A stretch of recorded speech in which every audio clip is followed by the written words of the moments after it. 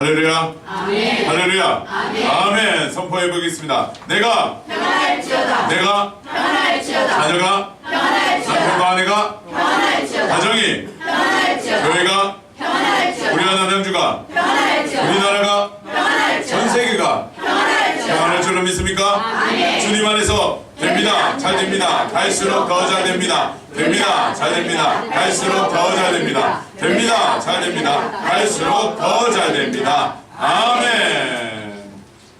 한파가 몰아치고 있습니다. 많이 춥습니다. 하지만 주님에 대한 사랑과 열정은 막을 수 없는 줄로 믿습니다. 아멘. 비록 추위가 다가올지라도 우리 삶에서 뜨거운 열정과 예수 그리스도를 향한 사랑이 샘솟기를 축원합니다. 아멘. 지난주 우리는 진동시키는 신앙의 세 번째 시간을 맞이하면서 머무르는 신앙이 아니라 나아가는 신앙이요 성령 충만함으로 하나님의 말씀을 선포하는 신앙을 가져야 됨을 깨달았습니다. 진동한다는 것은 실제적 사건입니다. 영적이고 육적인 흔들림이 우리 삶에서 일어나는 실제적 사건이지요. 초대교회의 성도들은 뜨거운 믿음의 기도를 통하여 진동하는 응답과 진동하는 성령의 역사하심을 체험하게 되었습니다. 그들에게는 성령님의 그 실존이 자신에게 영적으로 보여지게 된 것이지요. 그래서 초대교회 공동체는 가만히 머물러 있었던 것이 아니라 담대히 하나님의 말씀을 전하게 됩니다. 31절의 후반부에 이렇게 말씀하고 계시지요. 성령이 충만하여 담대히 하나님의 말씀을 전하니라. 아멘. 사실 31절의 말씀이 기록되고 난 이후에 자연스럽게 이어지는 구절은 5장 12절인 것 같습니다. 왜냐하면 초대교회 공동체가 사도들의 핍박에 대한 소식을 듣고 먼저 기도하게 되었으며 그들의 기도 제목이 담대히 하나님의 말씀을 전하는 것과 그들의 손을 통하여 표적과 기사가 나타나게 해달라는 것이었습니다. 그리고 그 기도가 맞춰지니 하나님의 응답이 일어나게 된 것이죠. 그렇다면 곧바로 이어져야 할 것이 기도 제목에 대한 응답이 아닐까 여겨집니다. 그래서 5장 12절을 보면 이렇게 말씀하십니다. 함께 읽어볼까요? 시작. 사도들의 손을 통하여 민간의 표적과 기사가 많이 일어나며 믿는 사람이 다 마음을 같이하여 솔로몬 행각에 모이고. 아멘.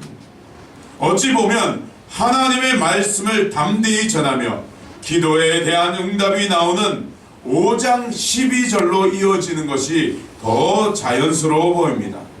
그런데 갑자기 초대교회에서 자신의 재산을 서로 나누는 일들과 아나니아와 삽비라 부부의 잘못된 헌신의 사건을 다루게 되지요. 주님은 왜 누가라는 인물을 통해서 사도행전을 기록함에 있어서 오늘의 본문과 아나니아와 삽비라의 본문을 추가하게 인도하셨을까요? 아마 성령의 충만함으로 담대히 나아가는 자에게는 믿음의 행동이 필요함을 알려주기 위해서 기록되어졌을 것 같습니다. 즉 진동시키는 신앙은 믿음의 행동이 나타나는 신앙을 알게 하기 위함이지요. 따라해볼까요? 진동시키는 신앙은 믿음의 행동이 나타난다. 오늘 우리는 4장 31절에서 37절의 말씀을 보면서 우리에게 어떤 믿음의 행동을 주님이 요구하시는지에 살펴보고자 합니다. 이 선포를 잘 들으시고 믿음의 행동을 실천하여 우리 삶에서 진동의 역사가 일어나기를 축원합니다. 바로 첫 번째입니다. 주님은 한 마음과 한 뜻이 되라고 말씀하십니다. 32절을 믿음으로 읽어보겠습니다. 시작. 믿는 우리가 한 마음과 한 뜻이 되어 모든 물건을 서로 소통하고 자기 재물을 조금이라도 자기 것이라 하는 이가 하나도 없더라. 아멘. 정말로 중요한 것입니다. 무엇을 하든지 한 마음과 한 뜻이 되어야 함을 우리에게 깨닫게 하십니다. 초대교회에는 성령의 충만함을 받고 행동의 변화가 일어나게 되지요.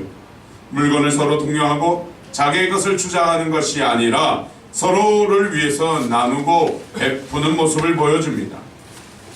우리 그리스도인이 가져야 할 모습이며 교회 공동체가 지향하고 나아가야 할 정신이지요. 아마 이들이 서로 나누고 자기의 것을 아낌없이 줄 수 있었던 이유는 교회 공동체가 남이 아니라 영적인 가족이라는 것을 깨달았을 것 같습니다. 우리는 영적인 가족입니다. 우리는 영적인 가족입니다. 예수 그리스도를 통해 하나님의 자녀가 된 것이죠. 우리는 그래서 하나입니다. 그리스도 안에서 하나가 된 가족이죠. 가족들은 서로의 것을 통용합니다. 각자의 것, 내 것이다 라고 주장하는 것이 아니라 우리의 것이라는 개념이 주어지게 되는 것이죠. 그래서 예수님 안에서 영적인 가족이 된 그들은 아낌없이 나눌 수 있었던 것입니다. 우리 모두도 서로 나눌 수 있는 모두가 되어야 합니다. 아낌없이 서로에게 베풀고 줄 수 있는 모두가 되어야 합니다. 서로 나눔에 있어서 오늘 우리가 믿음의 행동을 실천하기 위해서 새겨야 할 것은 한 마음과 한 뜻이 되었다는 것입니다. 서로 나누고 통용하는 것도 중요하지만 그에 앞서서 더 중요한 것이 한 마음과 한 뜻이 되고 그것을 통하여 서로 나누고 서로 통용해야 하는 것입니다. 여러분, 한 마음 한 뜻을 가지자고 해서 여러분의 생각이 하나가 되자라는 것, 그것이 아닙니다. 예수님의 뜻, 예수님의 마음으로 하나가 되어야 한다는 것입니다. 예수 그리스도를 믿는다고 하면서 다른 뜻을 가지는 것이 아니라 예수님의 마음을 다 함께 가져야 한다는 것이지요. 예수님은 요한복음 17장 11절에서 이렇게 기도하셨습니다. 나는 세상에 더 있지 아니하오나 그들은 세상에 있사옵고 나는 아버지께로 가옵나니 거룩하신 아버지여 내게 주신 아버지의 이름으로 그들을 보존하사 우리와 같이 그들도 하나가 되게 하옵소서. 예수님은 승천할 것을 알고 계셨지요. 그래서 하나님께 기도를 드릴 때 자신이 떠나고 난 다음에 남겨질 예수님의 제자들을 위해 기도한 것입니다. 그 기도의 마지막이 무엇입니까? 하나가 되게 하옵소서. 하나가 되게 하옵소서라는 간구가 담겨 있는 것이죠. 예수님은 알고 계셨습니다. 사람에게 얼마나 많은 뜻과 얼마나 많은 마음이 있는지 알고 계시죠. 사람 10사람이 모이면 10개의 계획이 나온다고 합니다. 사복이 많으면 배가 산으로 간다고 합니다. 그만큼 사람은 한 마음과 한 뜻이 되기 어렵다라는 것이죠. 예수님 자신이 떠나고 남겨질 그 제자들에게, 그 제자들을 보았을 때 많은 사공들로 인해 배가 혹시 산으로 가는 것이 아닐까, 그런 일이 없도록 예수님은 한 마음과 한 뜻 하나가 되기를 기도한 것입니다. 초대교회는 성령의 충만함을 통해 응답받았으며 진동의 역사가 일어나게 되었습니다. 그들은 한 뜻, 한 마음, 다른 뜻, 다른 마음을 품고 믿음의 행동을 한 것이 아니라 한 마음과 한 뜻을 가지고 예수님의 마음으로 서로 나누었고 한 마음과 한 뜻을 가지고 하나님의 말씀을 전하였습니다. 사랑하는 평강교회 성도님, 한 마음과 한 뜻, 한 마음과 한 뜻이 되기 위해서는 누구의 뜻과 누구의 마음에 맞추어야 할까요? 맞습니다. 우리는 예수님의 마음과 예수님의 뜻에 맞춰야 한다는 것을 쉽게 말할 수 있습니다. 하지만 말은 쉽지만 행동은 사실 어렵습니다. 이것이 얼마나 어려운지, 이것이 얼마나 중요한 것인지 한 책에서 잘 나타나 있습니다. 찰스 셸던 목사님이 지은 예수님이라면 어떻게 할 것인가 라는 책이 있습니다. 그 책의 핵심 내용은 예수님이라면 어떻게 목회할 것인가, 예수님이라면 직장인, 예수님이 직장인, 사업가라면 어떻게 할 것인가, 예수님이 부자라면 어떻게 할 것인가, 예수님이 신문사 사장이며 출판가요 작가라면 어떻게 할 것인가? 모든 상황에서 모든 것을 예수님의 입장에서 예수님의 마음과 뜻으로 행동해 보자라는 것이 그 책의 내용입니다.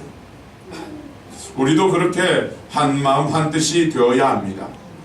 인간의 생각이나 도덕적 관습에 의해서 한 마음 한 뜻이 되는 것이 아니라 오직 예수님의 생각과 뜻을 기억하고 예수님이라면 어떻게 하실까에 대해 자신에게 질문하며 살아가는 것이 한 마음 한 뜻이 되는 것입니다. 비록 우리의 생각과 뜻이 보기에는 달라 보일 수도 있습니다. 그 정점에는, 하지만 우리의 생각이 다 달라 보일지라도 그 정점에는 예수님의 생각과 마음이 있어야 하는 것입니다. 우리의 마음으로 서로 통용하고 서로 나누는 것이 아니라, 한 마음 한 뜻이 되는 것이 아니라 각자가 통용하고 나누는 그 마음의 정점에는 바로 예수님의 마음과 예수님의 뜻이 있어야 우리는 한 뜻과 한 마음으로 나아갈 수 있는 것입니다. 한 마음 한 뜻을 가지고 믿음의 행동을 실천하는 모두가 되기를 예수 그리스도의 이름으로 축복합니다. 둘째입니다. 어떤 믿음의 행동을 하라고 주님은 우리에게 알려주시는가? 주님은 부활의 신앙으로 행동하라고 말씀하십니다. 따라해 볼까요? 부활의 신앙으로 행동하자. 33절을 믿음으로 읽어보겠습니다. 시작. 사도들이 큰 권능으로 주 예수의 부활을 증언하니 우리가 그 은혜를 받아. 아멘. 한 마음과 한 뜻, 한 마음과 한 뜻이 중요하듯이 나눔과 믿음의 행동에 있어서 또 하나의 중요한 사항은 부활의 신앙을 갖는 것입니다. 오늘 이 무리들, 즉 초대교회 성도들은 사도들이 선포하고 증언한 것에 은혜를 받았습니다. 큰 은혜를 받았습니다. 그런데 그 선포한 내용이 무엇입니까? 바로 부활입니다. 예수 그리스도의 부활을 증거하고 선포한 후에 교회 성도들은 은혜를 받았고 성령 충만함으로 믿음의 행동을 하게 된 것이지요. 우리에게 필요한 것은 예수님의 뜻과 마음이 필요함과 동시에 부활에 대한 신앙, 부활에 대한 소망이 우리에게 필요하다는 것을 알려주고 계십니다. 초대교회 공동체가 서로 나누고 통용했다고 합니다. 맞습니까? 그런데 그 행동의 정점에는 누구의 마음이 있었습니까? 예수님의 마음, 예수님의 뜻이 있어서 하나가 되어 행동하였다라면 그 행동의 중심에는 바로 부활의 신앙이 있어야 되는 것입니다. 그들은 도덕적 행동으로 움직이지 않았습니다. 가난한 성도를 보면서 애틋한 마음, 불쌍한 마음으로 나누지 않았습니다. 우리가 잘못 생각하면 우리 교회 성도가 가난하고 어려우니 도와야 한다, 우리 지역에 있는 사람이 어려우니 도와야 한다라는 생각에 빠져들 수 있습니다. 물론 맞을 수 있습니다. 예수님도 어려운 이웃을 도우기를 명령하셨지요. 그런데 예수님의 명령이 그 정점에 있었다라면 실천하는 우리의 마음에는 도덕적 마음과 불쌍히 여기는 그런 마음보다는 부활의 신앙을 가지고 도와야 한다는 것이지요. 부활의 신앙을 가지면 어떻게 될까요? 우리에게 부활의 신앙이 가지게 되면 첫째, 이런 현상이 나타납니다. 소유의 개념이 없어집니다. 부활의 신앙을 소유함으로써 소유의 개념이 사라지게 됩니다. 왜냐하면 예수 그리스도와 함께 부활의 기쁨으로 살아가는 영생의 기쁨이 더 크기에 마치 부활을 발견하여 자신의 모든 것을 팔아 부활을, 천국을 사는 그 사람의 마음과 같은 행동의 삶이 일어나게 되는 것이죠. 두 번째 현상은 채워짐의 은혜를 누리게 됩니다. 부활은 죽음에서 일어나는 사건입니다. 부활은 죽지 아니하면 일어나지 아니하는 사건입니다. 즉 우리의 소유가 다 나누어져서 마치 소유가 죽은 듯 여겨질 수 있습니다.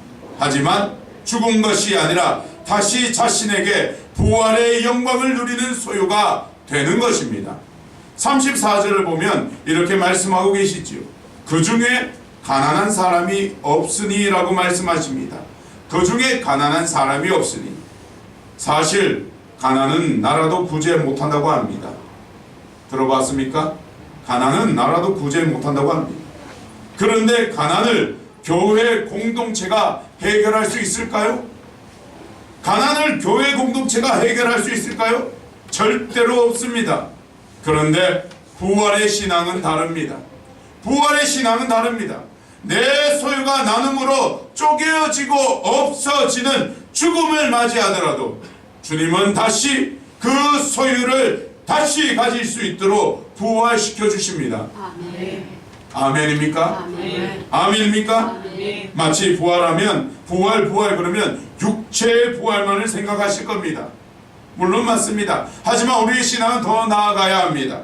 더 나아가면 예수님을 위해 버린 모든 것까지도 주님은 우리의 삶에서 부활의 영광을 누리게 만드신다는 것이지요. 그래서 부활의 신앙은 너무나 중요합니다. 모든 사망 권세를 이기신 주님이 부활하셨듯이 우리가 예수님을 믿음으로 모든 사망 권세와 어둠의 현실 속에서 주님은 부활의 기쁨을 누리게 만드십니다. 고린도후서 4장 10절에서 11절에 이렇게 말씀하십니다. 우리가 항상 예수의 죽음을 몸에 짊어지면 예수의 생명이 또한 우리 몸에 나타나게 하려 함이라. 우리가 살아있는 자가 항상 예수를 위하여 죽음에 넘겨지면 예수의 생명이 또한 우리 죽을 육체에 나타나게 하려 함이라. 믿으십니까? 그리스도의 생명이 나타나는 부활의 신앙으로 믿음의 행동을 하기를 소망합니다. 이제 말씀을 마치고자 합니다. 한 마음과 한 뜻이 되고 부활의 신앙을 소유하여 믿음의 행동, 즉 나누고 서로 베푸는 삶을 살아간 공동체를 소개하면서 유독 한 사람을 자세하게 소개하고 있습니다. 36절에서 37절에 누가 나옵니까? 바나바라는 인물이 나옵니다. 36절과 37절을 함께 읽어보겠습니다. 시작. 구브로에서 난 외유족 사람이 있으니 이름은 요셉이라. 사도들이 불러 바나바라 번역하면 위로의 아들이라 하니 그가 밭이 있음에 팔아 그 값을 가지고 사도들의 발 앞에 두니라. 아멘. 사도행전을 기록한 누가는 바나바를 소개하고 있습니다. 믿음의 행동을 행하며 진동의 신앙을 이어간 바나바, 초대교회의 확장과 바울의 사역의 동력자로 쓰임을 받은 그 한 사람을 오늘 주님은 우리에게서 찾으시고 계십니다. 바나바와 같은 위로의 사람, 바나바와 같은 믿음의 행동을 한 사람이 바로 여러분 각자가 되기를 주님은 원하고 계십니다. 거룩한 교회 다시 세상 속으로, 거룩한 평강교회 다시 세상 속으로 나아가기 위해 예수님이 바나바와 같은 믿음의 한 사람을 부르실 때 한 마음 한 뜻을 품고 부활의 신앙으로 여러분이 바나바와 같은 한 사람이 되어 진동시키는 역사가 일어나기를 예수 그리스도의 이름으로 축원합니다. 아멘. 기도드리겠습니다.